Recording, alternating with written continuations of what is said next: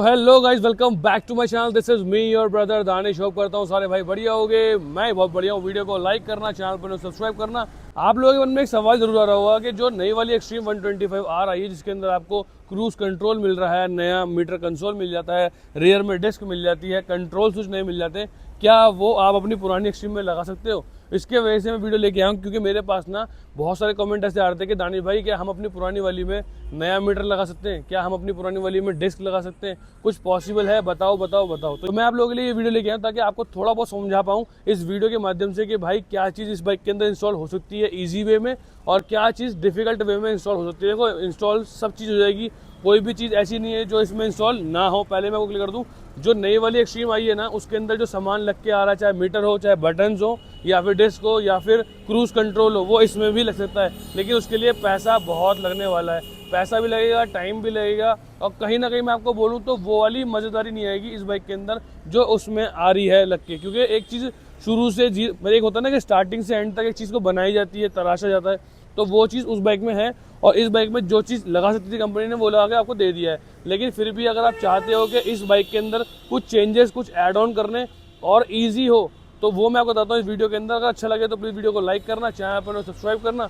और बहुत जल्दी इस बाइक का जो रैप देख रहे हो ना, ब्लू कलर, ये मैं चेंज कराने वाला हूँ, कलर नया आने वाला है। दुकान की डिटेल मिल जाएगी आपको डिस्क्रिप्शन बॉक्स में, जहाँ से मॉडिफिकेशन कराता हूँ। तो आप में से कितने लोग ऐसे होंगे जिनको ये बाइक का लुक पसंद आता होगा, है ना? और मन में सवाल होता होगा, भाई मैंने कहाँ से मॉडिफाई कराई है?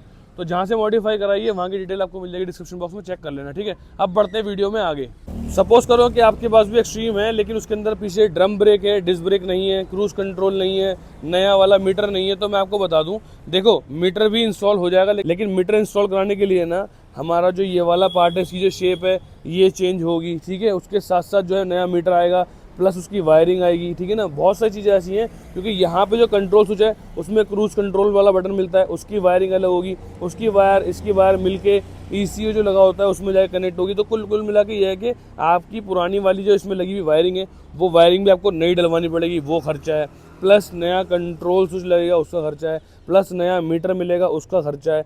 फिट होने को सब हो जाएगा, बस वही वाली बात है कि पूरी बाइक की वायरिंग चेंज होगी आगे से पीछे तक की, साथ में नए कंट्रोल स्विच, नया मीटर लगने वाला है। उसमें टाइम बहुत जाएगा, क्योंकि देखो अभी नई बाइक आई है, अभी तो पार्ट्स इस बाइक के बहुत जल्दी से मिलते नहीं है। सोचो उसके कहाँ से मिल जाएंगे? पहली चीज़ तो वही है।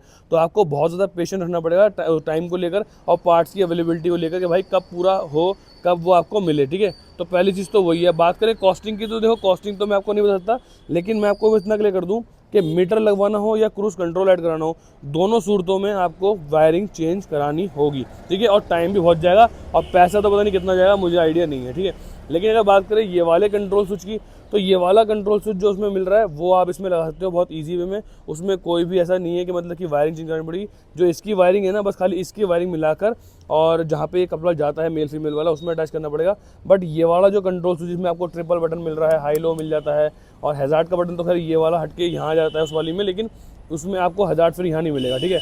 टर्न इंडिकेटर मिल जाते हैं उसमें भी। तो कुल मिला के ये है कि अगर वाला कंट्रोल स्विच चाहिए आपको ईजी वे में लगवाना है, तो आप ये लगवा सकते हो, ठीक है? बाकी मीटर और ये लगाने के लिए आपको पूरी वायरिंग चेंज करनी पड़ेगी, मैंने को क्लियर कर दिया पहले, ठीक है? अगर बात करें कलर की, तो देखो कलर तो आप जैसा मर्जी रैप के थ्रू करवा सकते हो, कोई दिक्कत वाली बात नहीं है। लेकिन इन दोनों तीनों चीज़ों के बाद में जो बड़ा बदलाव है भाई, वो है डिस्क में, ठीक है? अगर चलें इस तरफ, तो यहाँ पे 135 mm का आपको ड्रम सेटअप देखने को मिलता है।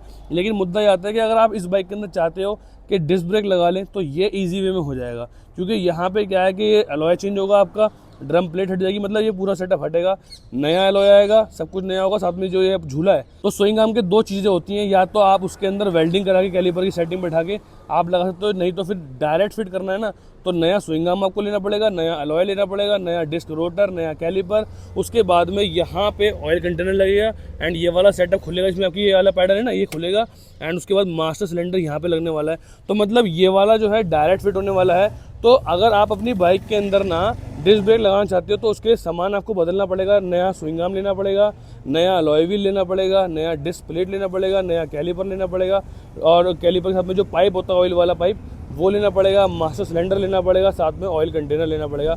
मतलब ये है कि वो इस बाइक में लग सकता है आराम से। अगर बात करें उस बाइक की कॉस्टिंग की, मतलब उस सामान की कॉस्टिंग की, तो लगभग मेरे हिसाब से कहीं ना कहीं भाई कम से कम लगा लो 10 से 12 हज़ार रुपये सामान मतलब आ जाएगा। जैसे कि आपको बताऊँ 3-3.5 हज़ार रुपये का इसका पीछे का अलॉय हो जाएगा, ठीक है। 2,000 रुपये के अंदर मतलब 1500 और 1200 के बीच में आपको डिस्क प्लेट मिल जाएगी। फिर ऑयल का जो पाइप होता है, एक पाइप होता है, कौन सा वाला बताता हूँ, ये वाला देखो, ये वाला पाइप, ठीक है। अब ये जो पाइप है ये भी कम से कम 400-500 रुपये की रेंज में आएगा।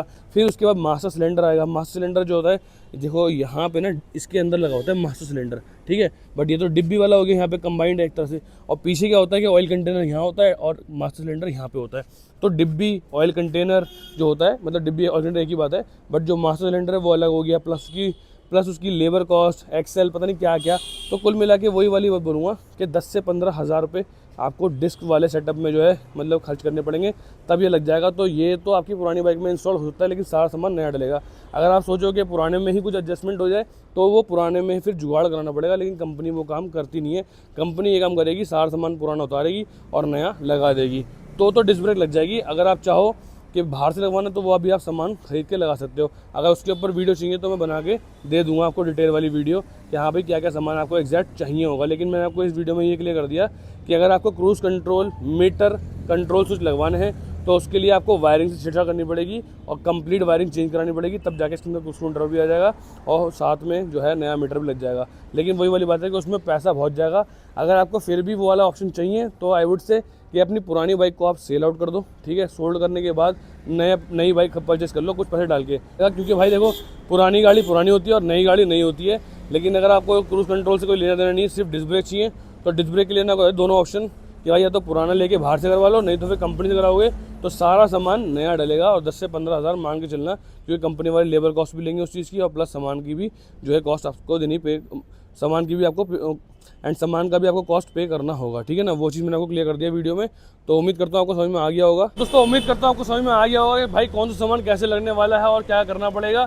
सबसे ईजी तरीका यही है कि भाई पीछे की में सबसे ईजी तरीका यही है कि आप पीछे वाले टायर में डिस्क ब्रेक लगा सकते हो, चाहे पुराना चाहे नया लगाओगे तो कंपनी में मिल जाएगा, लेकिन सारा सामान का आपको पे करना पड़ेगा। कोई दिक्कत वाली बात नहीं है उसमें, लेकिन सामान लग जाएगा। लेकिन अगर आप जाते हो आगे वाले सेटअप में नया मीटर, नया कंट्रोल स्विच, तो उसके लिए भाई पूरी बाइक की वायरिंग नहीं डलेगी, सारा हिसाब किताब नया डलेगा, उसमें खर्चा बहुत हो जाएगा, टाइम बहुत लगने वाला है। और जो आपका ECU है हो सकता है वो भी चेंज कराना पड़ जाए आपको, क्योंकि बहुत सारी चीज़ें चेंज होती है जब एक चीज़ चेंज होती है तो। क्योंकि कंपनी जो है ना अपनी बाइक में कोई भी चीज़ ऐड ऑन करती है उसके पीछे बहुत तगड़ी R&D होती है, रिसर्च एंड डेवलपमेंट होती है बहुत ज़्यादा, तब जाके एक बाइक में सामान वो ऐड ऑन करती है। ऐसे नहीं कि मुंह उठा के लगा दिए। क्योंकि देखो हीरो जो है ना, हीरो हो या TVS हो या बजाज हो, कोई भी कंपनी नहीं चाहती कि अपना प्रोडक्ट वो बेकार लॉन्च करे, ठीक है। बट यहाँ पे हीरो जो है इस टाइम पे पीक पे चल रहा है, एक्सट्रीम को बीट करना मुश्किल नहीं नामुमकिन हो गया आज के टाइम में। लेकिन वही वाली बात है कि कोई भी सामान आपको हीरो ऐसे ही लगा के नहीं दे रहा है। बाकी ये वाली बाइक जिसके पास भी है, मैं उनको ये नहीं बोलूँगा कि भाई तुम्हारी बाइक ख़राब है,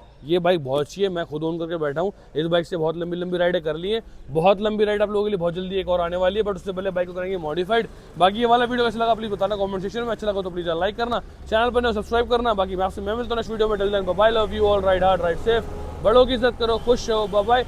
और हाँ, आपको एक बात बोलूँगा कि फिर भी अगर मेरे बताने में कुछ रह गया हो, कुछ मिस कर रहा हूँ तो कमेंट कर देना, रिप्लाई कर दूंगा, ठीक है। मिलते हैं नेक्स्ट वीडियो में। Till then bye bye.